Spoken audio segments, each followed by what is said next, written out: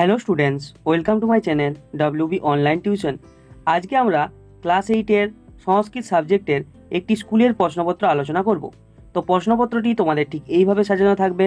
Third summative evaluation, time থাকবে 2 ঘন্টা 30 minute, class 8 subject সংস্কৃত, full mark 70। সবার প্রথমে একের দায় কী রয়েছে, বাংলা অর্থ লেখো, যে কোনো 5টি কোশ্চেনের অ্যান্সার দিতে হবে। 1 × 5 = 5। কতে রয়েছে পুরা, খতে রয়েছে আকাশ মার্গেন, গতে রয়েছে জম্বুক, ঘতে রয়েছে সারমীয় এবং উঁতে রয়েছে বৃক্ষ এবং চয়ে রয়েছে অগ্রদেশ। তো এইগুলির বাংলা অর্থ তোমাকে লিখতে হবে, যে কোনো 5টির। এরপরে দুইয়ের দাগে কী রয়েছে, বাংলা ভাষায় উত্তর দাও।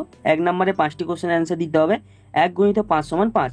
দুইয়ের দাগের কতে কী রয়েছে, পুরাকালে উজ্জয়িনী নগরে কোন রাজা রাজত্ব করতেন। ক্ষয়ের কোশ্চেন কী রয়েছে, ক্ষুধা পীড়িত হয়ে কে কোথায় গমন করেছিল। গয়ের কোশ্চেন কী রয়েছে, রামচন্দ্রের পিতা ও মাতার নাম লেখো। ঘয়ের কোশ্চেন কী রয়েছে, রাম বনে গেলে দশরথের কি অবস্থা হয়েছিল। উঁর কোশ্চেন কী রয়েছে, বনে প্রবেশ করে চণ্ডব অপর পরশুদের কি বলেছিলেন। এরপরে রয়েছে 3-এর দাগে কী রয়েছে, সংস্কৃত ভাষায় উত্তর দাও। যে কোনো 4টি প্রশ্নের অ্যান্সার দিতে হবে। প্রতিটি প্রশ্নের মান 1/1 করে। 1/1 × 4 = 6।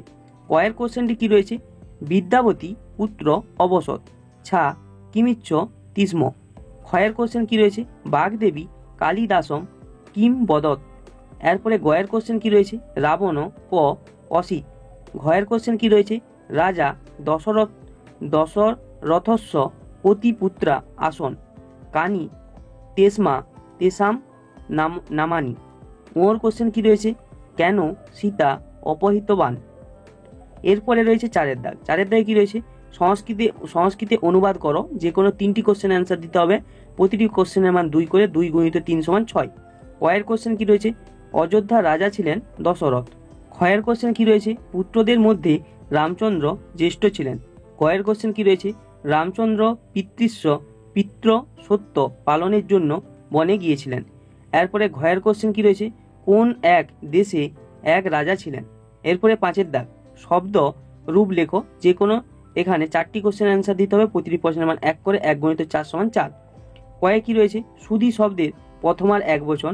ক্ষয়ে রয়েছে সাধু শব্দের দ্বিতীয়ার বহুবচন। গয়ে রয়েছে সুধী শব্দের সপ্তমীর বহুবচন।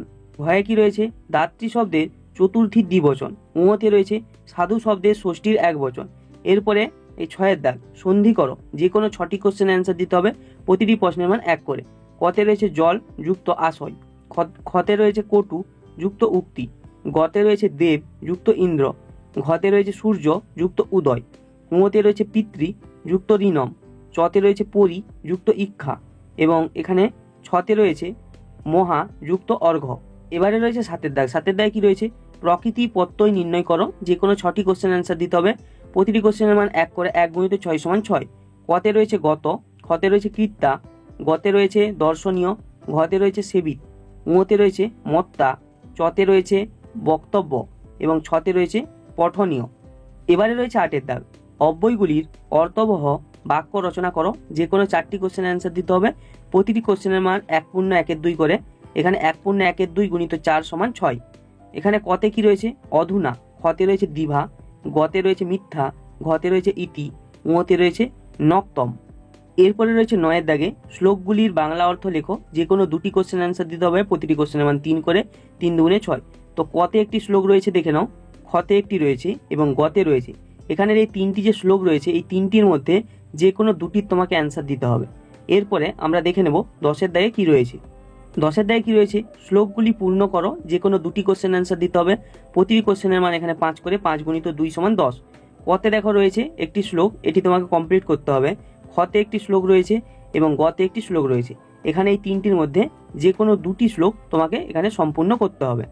11-এর দাগের কোশ্চেনটি কী রয়েছে, মহাকবি কালিদাস অথবা নীলবর্ণ শৃগাল কথা গল্পটি নিজের ভাষায় লেখো। এটি টোটাল 10 নম্বরের কোশ্চেন তোমাদের এটি রয়েছে। তো এই হলো একটি স্কুলের প্রশ্নপত্র। ভিডিওটা ভালো লাগলে অবশ্যই একটা লাইক করো।